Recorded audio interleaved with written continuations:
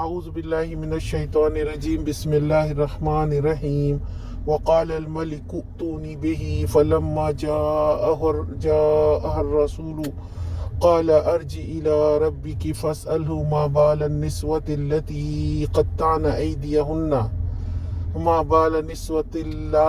قطعن أيديهن إن ربي بكيدهن عليم۔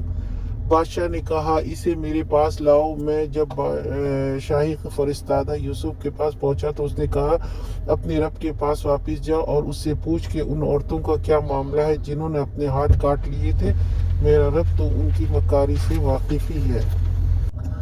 ساقی نے جا کر بادشاہ کو تعبیر بتایا تو بادشاہ بہت متاثر ہوا اور بولا جاؤ اسے لے کر آؤ۔ ساقی نے خبر دیا ان کو کہ بادشاہ نے آپ کو بلایا ہے۔ یوسف علیہ السلام نے کہا ان عورتوں کا کیا حال ہے جنہوں نے مجھ پر الزام لگایا تھا؟ جس ناکردہ جرم کی سزا میں کاٹ رہا ہوں، کیا میں اس کا مستحق تھا یا یہ میرے خلاف ایک بڑی سازش تھی؟ اس کا فیصلہ آنے تک میں قید میں رہنا مناسب سمجھتا ہوں۔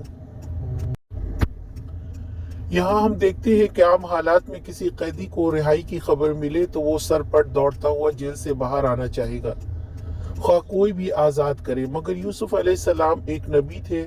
وہ نہیں چاہتے تھے کہ جب وہ لوگوں کو حق کی طرف بلائیں تو لوگ ان کے ماضی کو جان کر منہ پھیریں، اس لیے کہا کہ اس الزام کا فیصلہ ہو جو ان پر لگا ہے۔ بادشاہ نے پیغام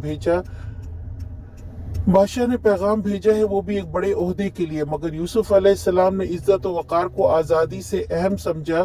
نبی صلی اللہ علیہ وسلم نے ان کی تعریف اس طرح کی کہ اگر میں جیل میں ہوتا تو دعوت ملنے پر جیل سے نکل آتا۔ ان کے صبر اور حکمت کی تعریف کی۔ آج کا سوال، یوسف علیہ السلام جیل سے باہر کیوں نہیں گئے؟